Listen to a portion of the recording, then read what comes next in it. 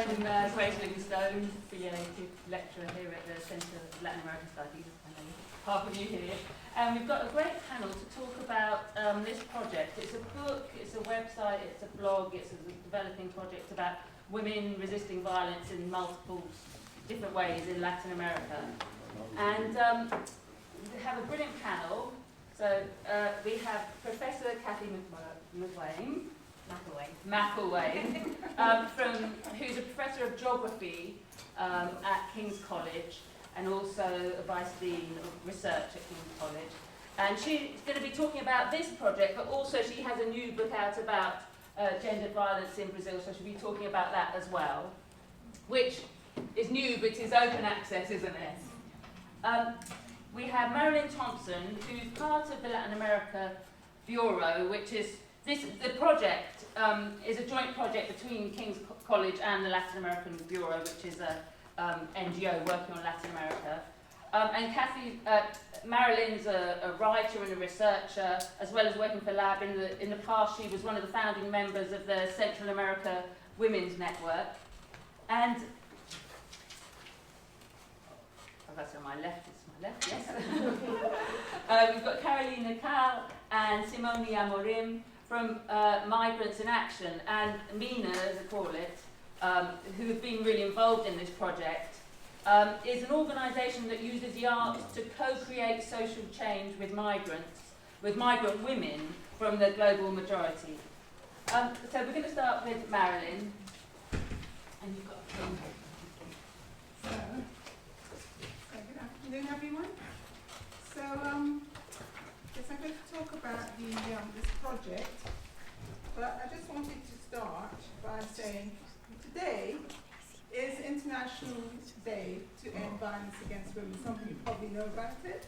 It's the start of 16 days of activism, and when women's organizations and bodies like UN Women will all be calling for action and talking about the issues around violence against women and girls. So this day started in 1991. So we've been fighting for this for a long time. Violence against women is it's a violation of women's human rights, and it was only recognized at the Vienna Conference of the UN in 1995 that this women's rights were human rights and that violence against women was a violation of their human rights. So it's a long struggle, and we're still talking about it today. So that was one of the impetus for us to do this project. Just find out how to use this.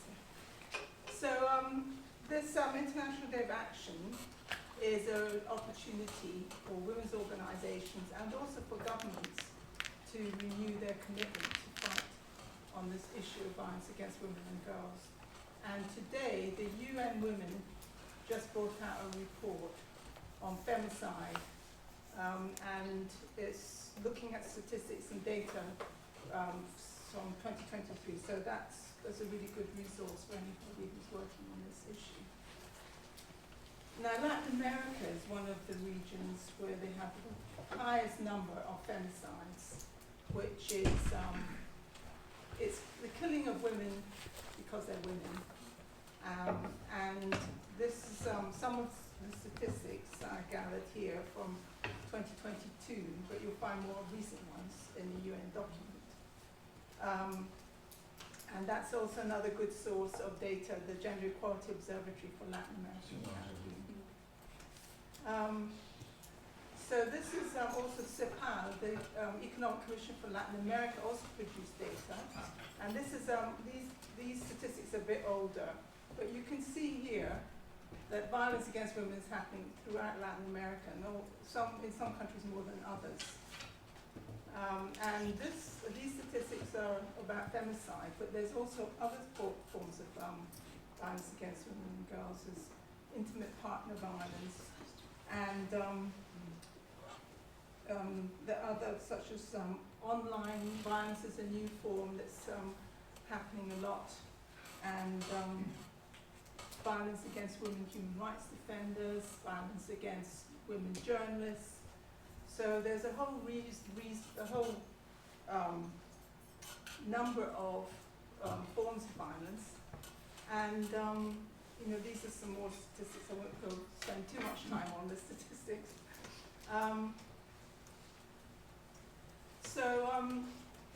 This project that we started about nearly 4 years ago. It's a collaboration between King's College London and the Latin American Bureau, and their website is up there for lab, because a lot of the blogs and the information is still there for you to access. The project consisted of a number of outputs. So there was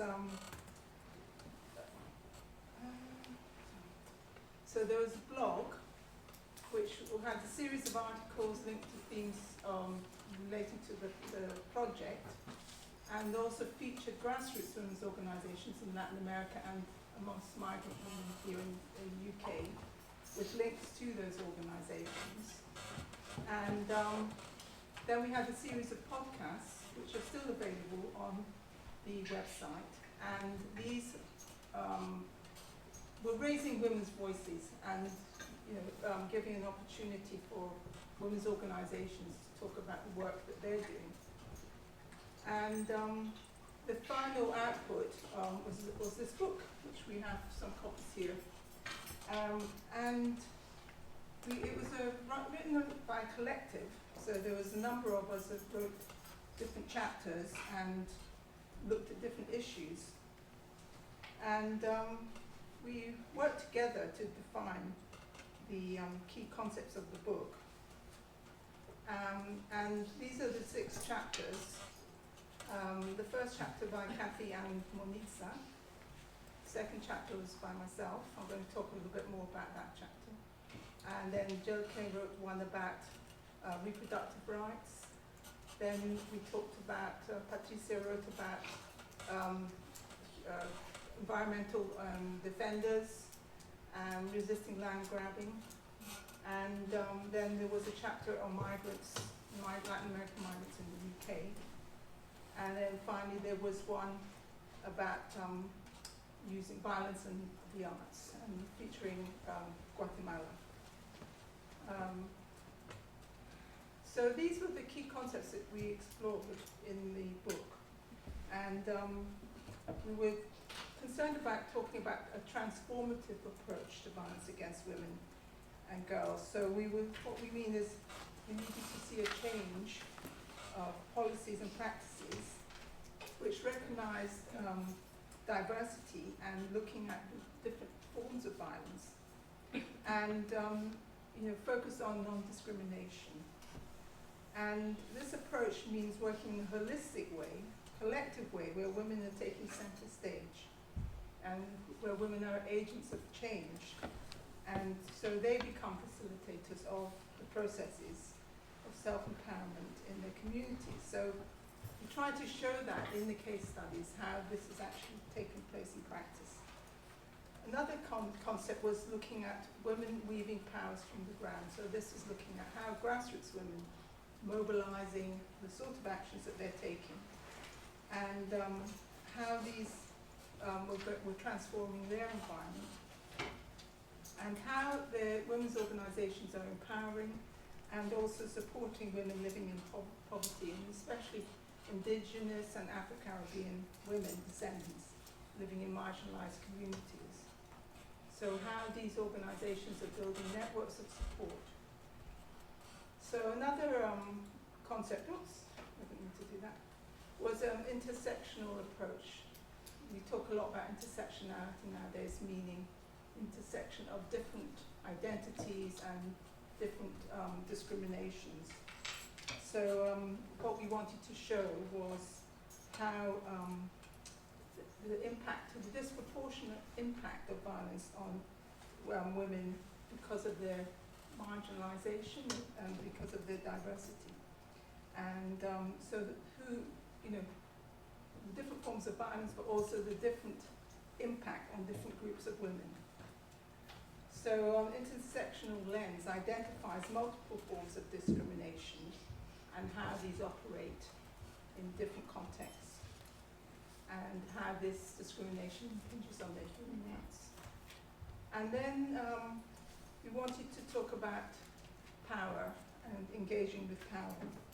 And the case studies show that a lot of the violence against women and girls is a result of unequal gender relations and power relations between not only women and men, but between women and the state, and how inequality is fueled by different systems of oppression. So racism, consumerism, capitalism, colonialism, and how these consolidate male power over women. So we wanted to touch on that issue as well. And finally, the other key concept was resistance. So, as I mentioned earlier, women have been resisting since 1990 at least, trying to get violence against women and girls on the agenda. And in Latin America in particular, we saw a whole wave that began with the Ni Una Menos campaign, which some of you might have heard about. It started in Argentina, and soon the whole continent have got women out in the streets protesting, saying no more killings. So there are other sorts of resistance strategies which we highlight. Some of these are listed here. So like setting up observatories, mapping cases of femicide. Femicide isn't a term that was used before the women's movement decided that actually homicide doesn't apply to women. So we want to call this femicide, but then it took on another meaning when you talked about women being killed because they were women, not just being murdered. So there was a whole movement by women to get femicide used as a terminology, which now happens. And also mobilizing to expose, prevent, and punish violence, so really pushing their governments to take more action, and doing lots of advocacy work. So around the next couple of weeks, there'll be lots of women's organizations taking advocacy initiatives. And there's also campaigns to protect and provide justice for survivors. So, for example, women who are survivors of domestic violence might not be able to access a lawyer or get any legal help to take them to court. So some organizations actually have legal advice and have lawyers who can help women who want to take their cases up to court. So other organizations are doing a lot of prevention work with women, resilience and coping strategies, and overall through networking, weaving a chain of voices, so spreading information and knowledge and empowering pathways for women's political, economic and social agency. So those are a whole list of resistance strategies.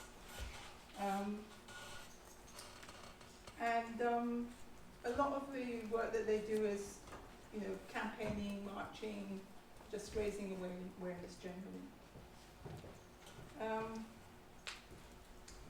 So I'd just like to turn briefly to my case study in the book, which I read about domestic workers fighting back against violence. And perhaps it's less acknowledged that violence in the home also impacts on women employed to do the housework and to help with the care and well-being of family members. So I was interested in this subject. It's a subject dear to my heart because I did my PhD on domestic service, the politics of domestic service, I called it, and I worked with a women's organization of domestic workers in Mexico, and I still have contacts with them. So I've watched how they've progressed over the years, and how they've become much more aware, politically aware, and taking up their fight at different levels. So this chapter looks at some of those issues. First of all, the types of forms of violence that they are subjected to. So psychological, verbal, emotional, economic, physical and sexual harassment. And these are all forms of violence that were identified in a survey of domestic workers in Latin America. It's a very good research report which was produced by CARE.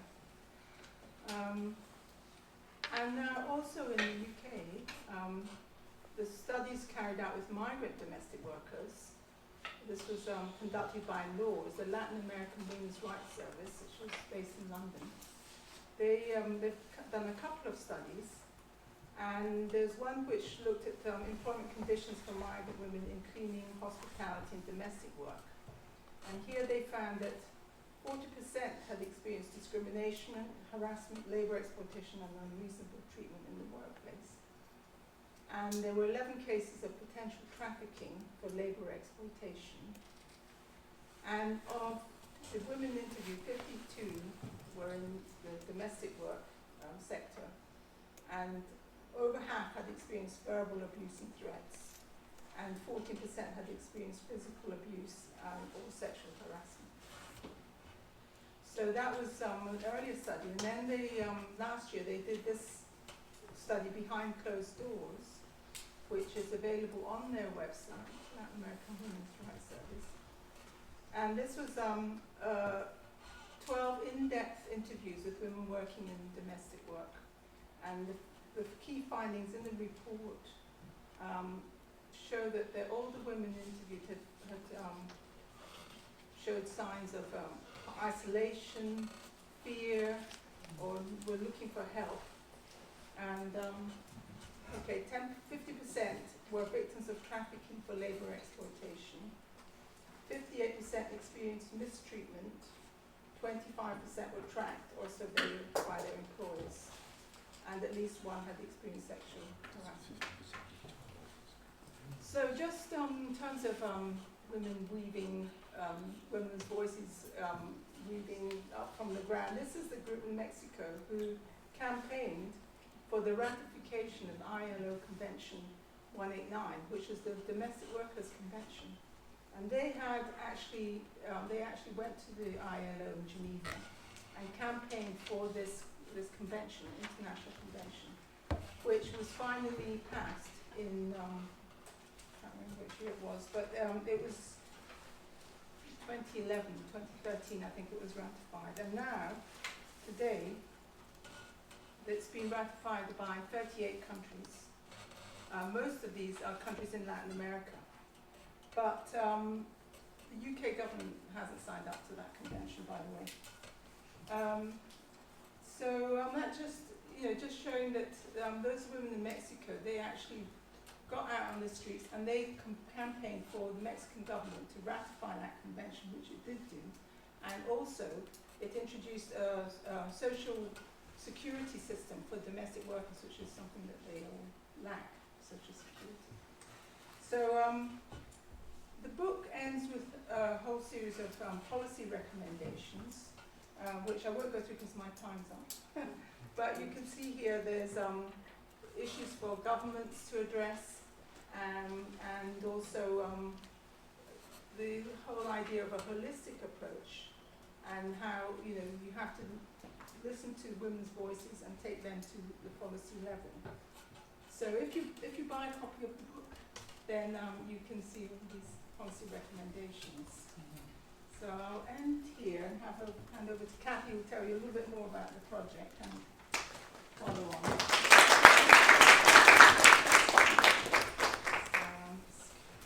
Thank you, Marilyn. We'll come back to that. Super.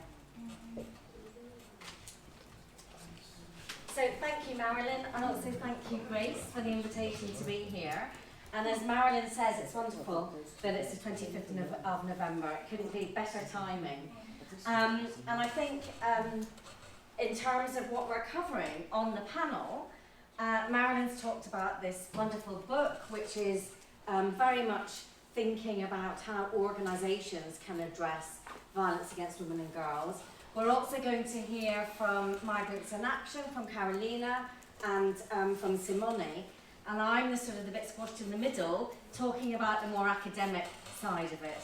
But I think it's nice that we get the whole spectrum of how we understand gender-based violence and the need, thinking about trying to address it and prevent it, that we need a multi-sectoral approach in order to do that. I'll come back and mention something about the other two books in a moment, because one of the key things about this work is also that it's multilingual. So you can see that we have a Portuguese version that's going to be published in Brazil next year, and we have a version in Spanish as well on the right-hand side. And then as Grace mentioned, the academic book there in the middle, which is available as open access, or at a hugely inflated price if you want to buy the hard copy, which is really ridiculous. But anyway, it is available open access from Manchester University Press. But I'll say a little bit more about that in a moment, because what I'm going to be talking about is really a very brief overview, focusing on the women resisting violence and situating that in the research that I've been doing since 2016. Because I started doing this work with Brazilian migrant women in London and with an amazing organisation in Rio de Janeiro. And it was through doing the first part of that work that I realised that we needed to expand, we needed different ways of looking at and really understanding what violence against women and violence against women and girls actually meant. And that's also where Lab came in, and also where Mina came in, and they're going to tell you a bit more about that. So I'm starting with Lab, and then going backwards, and then coming forward to get it. I hope it'll make sense. So just to note, Marilyn mentioned that there are 4 podcasts as part of the Women Resisting Violence podcast series. And as you can see, multilingual. They're in English, Spanish and Portuguese. And 2 of them draw on work that I've been doing since 2016. The real one is it's an organisation called Redes da Maré, and they work in they're based in the favelas of Maré in Rio de Janeiro. And then the Step Up Migrant Women is work that I did some research for, Marilyn's already mentioned them, the Latin American Women's Rights Service. They've been key partners in this research since 2016 as well. And that's also where Migrants in Action come in. And so a lot of this is about, and what I'm going to talk about, is thinking about the types of social science research that we can do, and linking that with arts-based approaches to gendered violence, but also thinking beyond the academy, and the need to think beyond the academy. And I think this actually appeared in one of Marilyn's slides as well. So 2 chapters that I'm going to talk about, and Marilyn mentioned them, one which is on the Rio work, and the other which is on Latin American migrant women in London. So that's includes some Spanish-speaking Latin Americans, but mainly Brazilians. I'm not going to go through all of this, but this is just an idea of really the need for partnership working to address gender-based violence. These are universities. We worked with the Federal University in Rio. Mina's up here. We worked with a theatre in the early days with the theatre organisation, and even and People's Palace Project, they've been a partner throughout all. Redes da Maré and Lourdes. And then there's also there's a methodological element that I'll explain as I go through. I should also say that this research is being funded, and including the lab work, it's been funded by the SRC, and specifically an impact grant actually from the SRC, which was the first work that we did with Lab, and also the first work that we did with Migrants in Action. But I also got British Academy funding as well for the work in Rio. So this is actually the link to as I said, it's Manchester University Press is the say much more academic book that Grace mentioned, And I'm going to go through this really briefly because as you'll see, this involved research, a whole series of different projects from 2016 to 2024, and I had to think about how am I going to organise this. So I organised it around what I call a translocational gendered urban violence framework. I'm not going to go through it all in any great depth, except to say that a couple of key issues are that gendered urban violence is not just domestic violence, and it's not just direct violence, it's indirect violence. It's structural, symbolic, and infrastructural violence, linked with, you know, the structures of colonialism, welfare states, a whole range of intersectional oppressions that Marilyn mentioned, but also embodiment. And this is the creative side of things as well as resistance, everyday and creative practices. So I used that really to frame this body of work, to try and really understand and to think holistically about this very sort of intractable issue. So methodologically, I said I'd mentioned the methodological framework. I'm not going to go again through this in any great way, or in any great depth. So basically, in 2016, I started off mapping, trying to really understand. Okay, so what are the rates? What is the incidence? What is the nature of gendered urban violence, or gendered violence, I called it at the time. We did this through surveys in Brazil and in London, interviews, interviewing service providers, and a series of focus groups.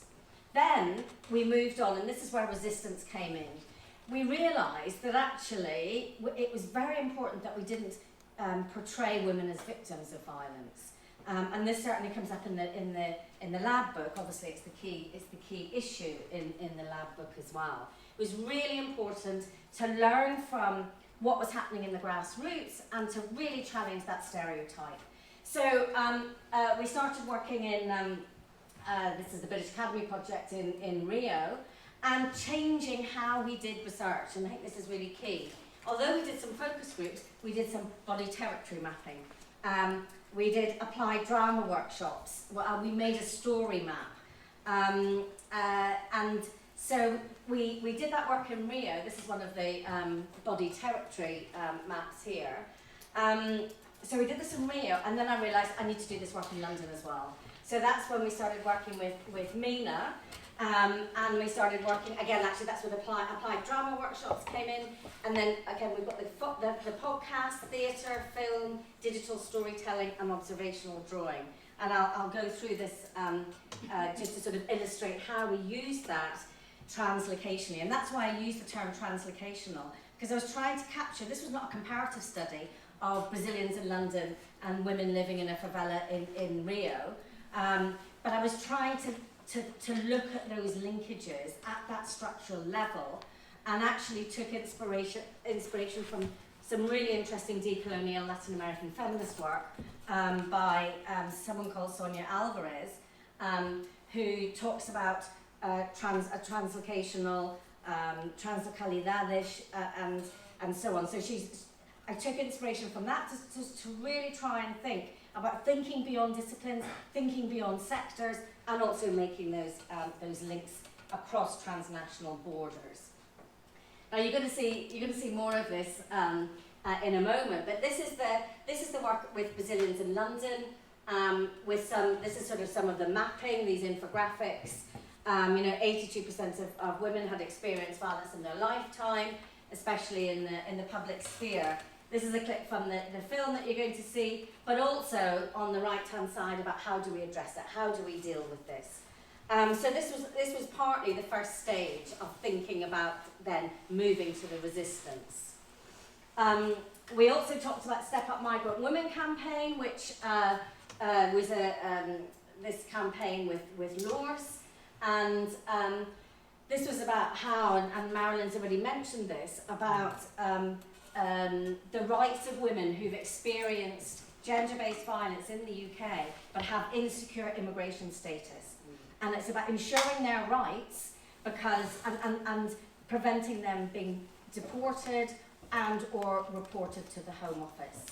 And this is just an example from actually a Colombian woman we did, we interviewed, we did a survey with 10 women, and we did a survey with 50 women and interviews with 10 women for this research with laws. And again, this came up over and over again, and in the work with Brazilian women as well, about how threats of deportation are used as a form of control and manipulation by intimate partners. So they'll say, you can't do anything, you're completely powerless because I'm important to the Home Office. I'm not going to say very much about this because Carolina and Simone are going to talk about this, but it's just to sort of show you where they are in the narrative of this work. So this is the work that was a very humbling experience, I think, for me, because Carolina and Mina and the team took the original work that we did, so the mapping work, so to speak, and then they reinterpreted that work from their perspective as an organisation.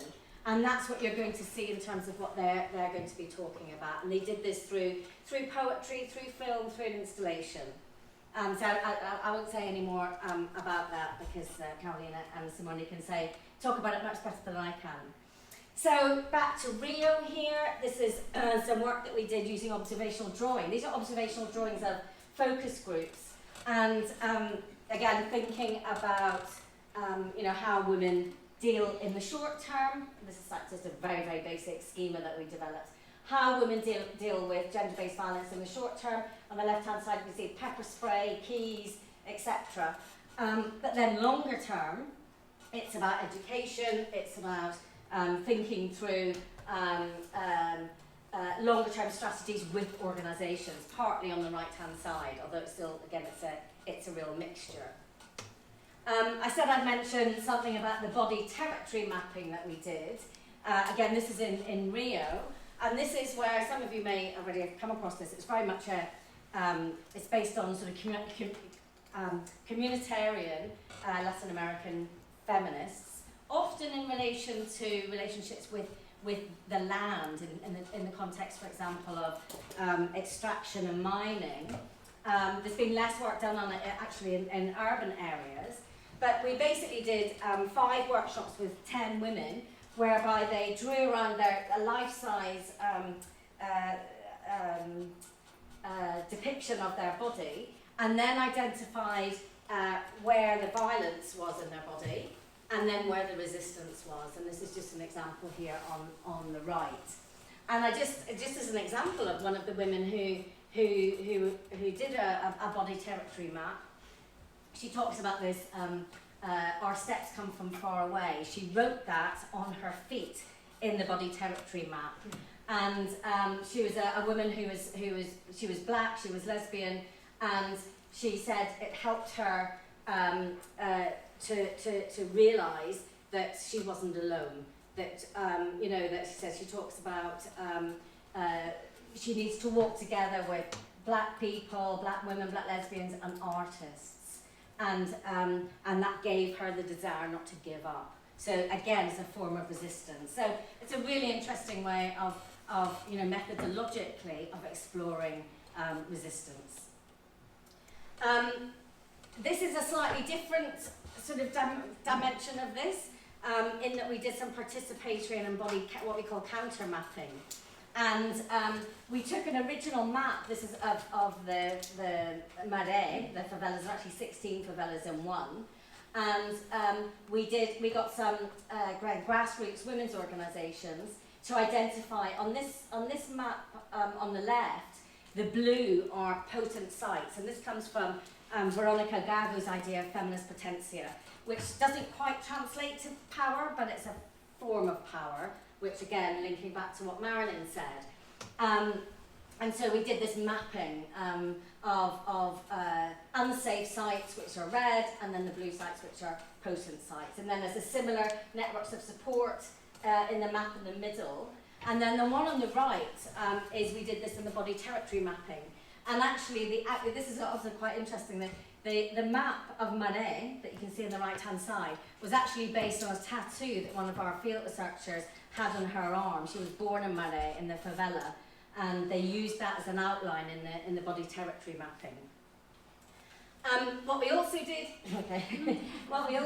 is digital storytelling. We worked with an online museum called Museo de Pessoa, and we interviewed in a collaborative way 10 women artists from the favelas, and looked at the way in which art brought them power and gave them opportunities and allowed them to sort of recalibrate and resist. And these are just a couple of examples here through dance, and it was theatre making in terms of Priscilla. And then there was we had an online exhibition, which still exists actually, called Vidas Femininas. Okay, so in terms of thinking, I'm winding up now, in terms of just sort of thinking about this body of work and you know, where the lab work fits in, where the MENA work fits in, it's been really important since 2016 that that this work has become increasingly more co-produced over time as part of this decolonial feminist way of thinking. And we talk about in the book this idea of, you know, empathetic transformation. More recently, we've been talking about the emergence of collective care with another project that isn't here. But also, it's really important to have sustainable engagements. So the Who's Behind Your Order was a second project with MENA, a photo voice project with delivery app drivers. And then the collective care project is the third project with MENA. So in other words, it's trying to get away from this extractive way of working, whereby you just work with a grassroots organisation as a one-off. We've also got a new project with Hedges de Marais and also Women of the World, which also includes lab again. So it's trying to work with those same partners to develop sort of trust and, again, empathy and this idea of, you know, this extractive way that sadly a lot of academics tend to work. So again, it comes back to this idea that we need, in order to address gender-based violence, we really need to work across. No point in me working as a sole academic, you know, in King's College London.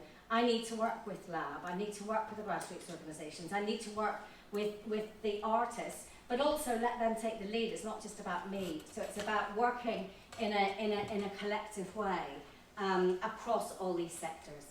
So thank you, I'll leave it there.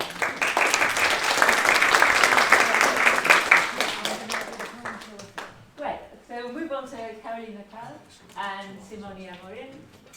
We're going to read your poem first. Yes, great. Excellent. Thank you. Thank you. When trying to put some words together to tell you more or less what MENA is, it came out as a poem. So I'm not a poet, but it's just, I think, probably the influence of some of our colleagues at MENA. So I'm just going to read it, and then we're going to watch a movie, a video performance, and then Simone is going to wrap up with some reflections. So yeah, bear with us. So, before I crossed the ocean, I packed my dreams, my hopes, my fears, scars, and my tears. Into the unknown I ventured, leaving behind my culture, my language, my people, my roots. All I had was myself, a self I had yet to meet. But soon after arriving in this land, my curious, innocent spirit was pushed to the margins, forced to live through violence in silence. Language became a barrier, my immigration status an obstacle, my accent and my experiences were labeled as exotic. They sexualized my body, they questioned if I was in Europe to find a husband, they doubted my knowledge and intelligence. They said I was too much, too passionate and too loud. They violated my existence in so many ways. Then came a woman who spoke my language, who understood my confusion, and she showed me my story was not mine alone, but shared among many. I am a migrant woman from Latin America. No longer did I blame myself for the violence I faced here and there. No longer did I feel shame. I found pride. My story and my wounds became my superpower.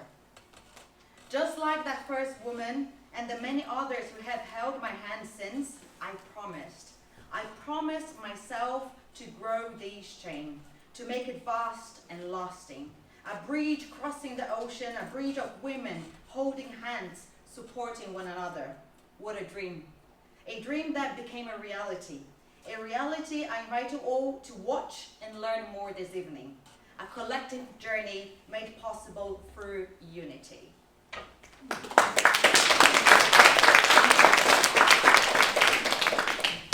Yes, so now we're gonna show our video performance created in collaboration.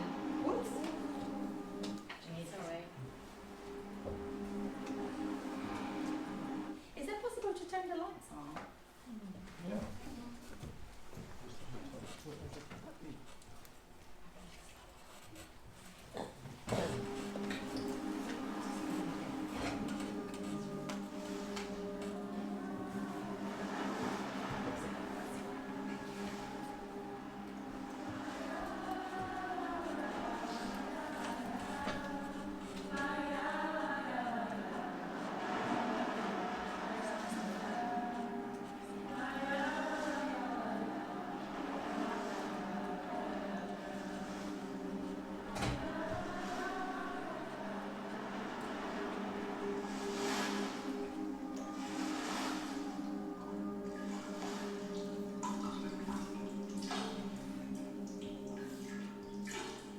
You are not welcome.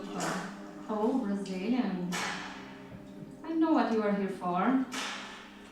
You are not welcome. Who are you? Não sou bem-vinda. Go back to where you belong. I belong nowhere. I don't belong here or there. Não me encaixo. Where are you going? Hey.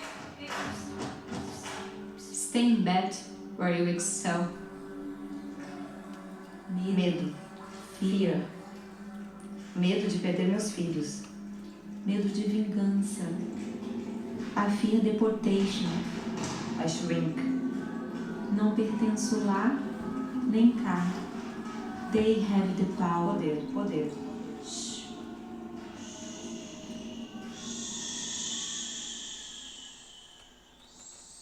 Solta.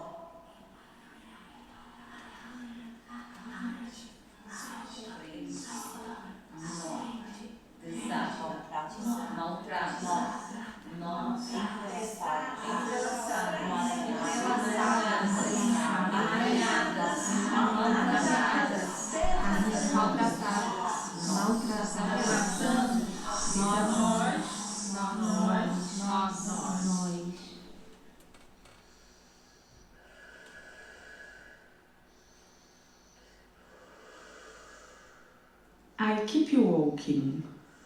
Don't hurt my flesh.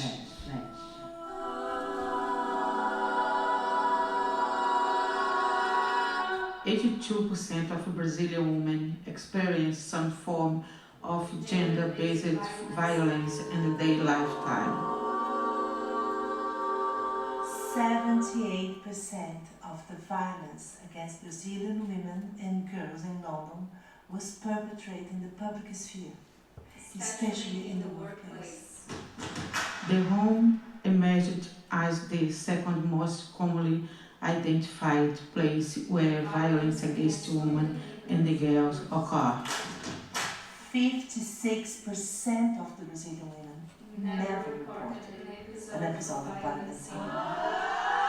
52% das mulheres brasileiras sofreram alguma forma de violência de gênero durante a vida. 56% das mulheres brasileiras nunca denunciaram um episódio de violência em Londres.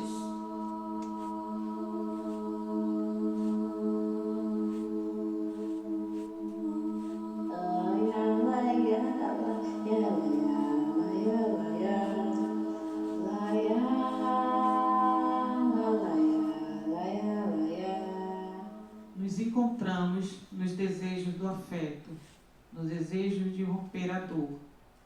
nos desencontramos na falta de empatia, nos privilégios da cor. Onde dói a tua dor? Eu existo, negra. Nos encontramos como mulheres migrantes. Nos desencontramos no direito de imigrar. Tivemos a nossa história queimada e, com isso, nosso direito de ir e vir impedido. Não sabemos nossa história e, tampouco, temos ancestrais europeus. Onde fica a tua ferida mais profunda? We exist, Brazilian Black women. Existimos, Black Latina women. Nos encontramos na vida, na luta, na força de um movimento. Nossa caminhada não é a mesma. E assim, nesses desencontros, nos encontramos. To heal, to be.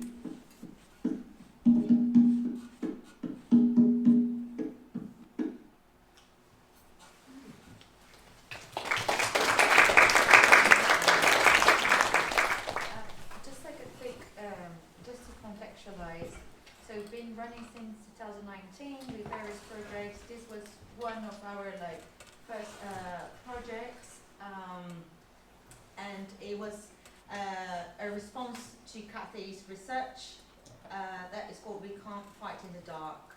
So what we did, we brought the research back to our community of Brazilian women survivors, and through theatre, poetry, dance, and various other forms of arts expression, we responded to her research in this way. So, and then after that, we developed other projects around also always tackling gender-based violence in the workspace, and always bringing visibility to marginalized migrant women as well. Always groups from the global majority. I'm going to pass it on to Simone. Hi everyone. So, do you watch the movie? I think you start thinking about a different way in Brazil. And we separate Brazilian woman and the black woman because our society do that. Our society separate woman from black woman. And normally I don't call colonization, I call invasion, but it's easy to see to talking about colonization. And we are in 2024, and they will continue talking about violence and with women and the black woman. The violence is totally different than the others one. And especially in Brazil, we're talking about Brazil now. Especially in Brazil, and this Latin American, Brazil is the first country killing women, but we don't have exactly the numbers of the black Brazilian women is assassinated in that country, because Brazil is a huge country. And the Cathy talking about in the Rio is the drop of the ocean in the huge country. And if we go for northeast in Brazil, the violence is more than in the south or southwest. And here is happening the same, because most of the black women don't have choice to go in the right place and say about what's happened with them. When we see the Latin immigration, how many black women did you meet? You know that? No, you don't. Because most of them are behind the door. Then traffic. They don't have choice to go outside to work in the normal place. I don't know if you know, but in the office, during the night, on the early in the morning, you see the Latin women working. Because in the private house, people don't accept them, then prefer the other nationality. Because the preconception is still to not accept that people, because then think then it's no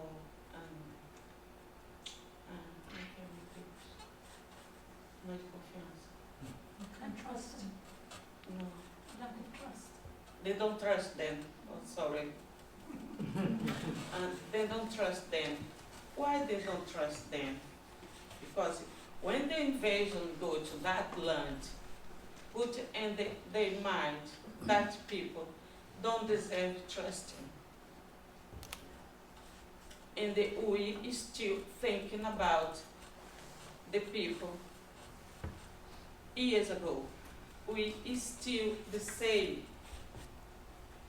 How many black women you respect when you see her in workplace? How many Latin women you respect when you see them in the workplace? I think most of you are here. You studying about Latin country, Latin culture. You speak Spanish. You speak Portuguese. That's very good. It is interesting because I met different people in different places. Then study that culture, and they don't try to learn that language because some people feel the superiority about.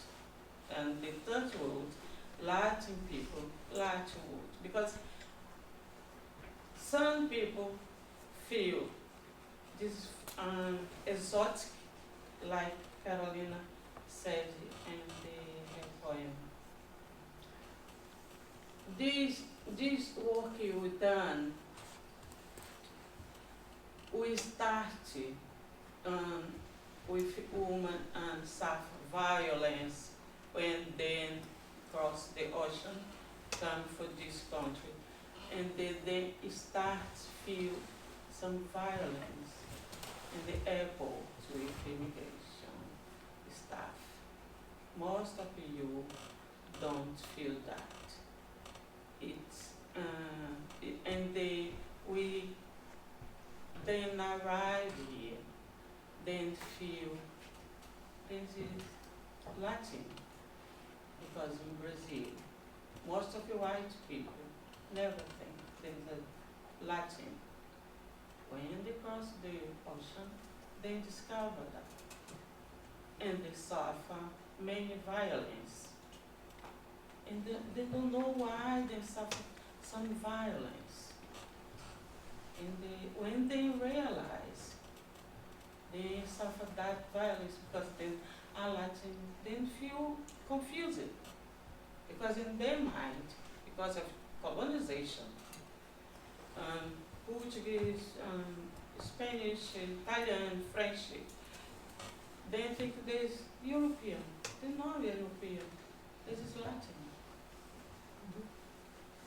You love it. I love it. And when we finish this work, I start thinking about my community, and I feel sad, and I feel sorry sometimes, because we are in 2024. It's not accept to then continue in the same mind. And I ask for you young people thinking about your father, your mother, your grandfather, your grandmother, and the people become before them. And then don't repeat, definitely not, don't repeat that.